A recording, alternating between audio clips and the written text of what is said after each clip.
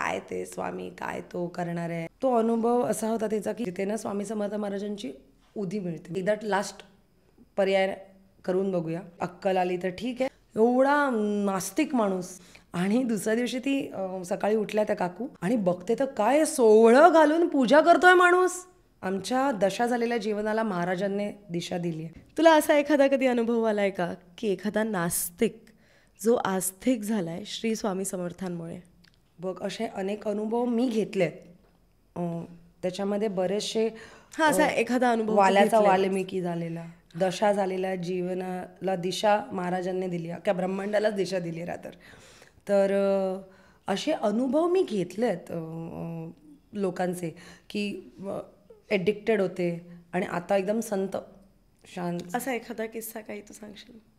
मी नास्तिक नाही म्हणणार, पण मी माझ्या बाबतीत पण हे सांगू शकते कावेरी, की म्हणजे मी त्याला कुठे मानायची ग, पण आज मला भाग पाडलंच ना. म्हणजे गुरु आपल्या शिष्याला बरोबर शोधतात कावेरी, ह्याच्यामध्ये काही हे नाही आहे. आणि माझ्या डोळ्यासमोर घडलेले असे अनुभव असे आहेत की बरेचशा वेळेला ना म्हणजे खरंच कामातून गेलेले केस असते. तू तो दारुड्याचा किस्सा सांगू शकतेस? सांगू? हो. तर एक म्हणजे मी नाव नाही घेत कोणाचं ऑफकोर्स. तर दाम्पत्य होते, ते त्यांच्या घरी मी गेले होते. म्हणजे ते ऑफकोर्स आपल्या पेजवर आहे ते, पण मला आता सध्या नाव न घेताच सांगते. तर त्यांनी मला बोलवलं की आम्हाला खरंच सांगायचं आहे. आमच्या दशा झालेल्या जीवनाला महाराजांनी दिशा दिली आहे. त्यांचा अनुभव असा होता की ते खूप ड्रिंक करायचे, त्यांचे हस्बंड, आणि अजिबात विश्वास नाही, काय ते स्वामी, काय तो करणार आहे, काय मोठं हे ते, असं खूप म्हणायचं त्यांना. पण त्यांची जी वाईफ होती ती खूप प्रचंड महाराजांवर प्रेम, प्रचंड भक्ती, त्याच्यामधूनच तारतात ना महाराज. म्हणजे ते त्याच्यातच शक्ती आहे ॲक्च्युली बघायला गेलं तर. तर तो अनुभव असा होता त्याचा की तिने एक व्यक्ती आहे जिथे ना स्वामी समर्थ महाराजांची उदी मिळते, म्हणजे अक्कलकोटहून उदी असते का, ती उदी मिळते.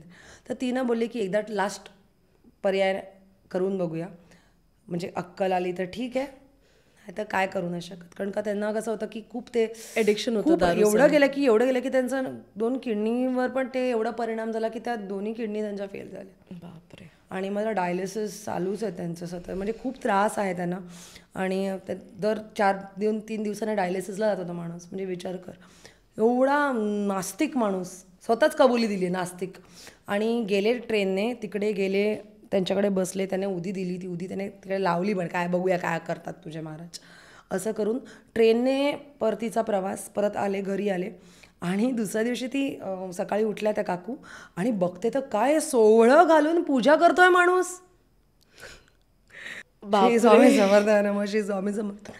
आणि एवढ्या त्या शॉक्ड होत्या की म्हणजे झालं काय ना. आणि ते पण एक दिवस अगोदरपर्यंत इतकी दारू पिऊन पडणारा माणूस, असं म्हणायला हरकत नाही. देवाला चॅलेंज नाही करायचं, महाराजांना तर मुळीच नाही. ते कुठून कुठे नेऊन ठेवतील ना कळणार नाही. आणि महाराजांचं कसं असतं, त्यांच्या ना भक्तांवर खूप जीव असतो. तर ते त्यांच्या भक्तांच्या म्हणजे बघा ना, नादाला पण लागू नये एवढं महाराजांचं त्यांचा म्हणजे प्रिय असतात त्यांना ते सगळे.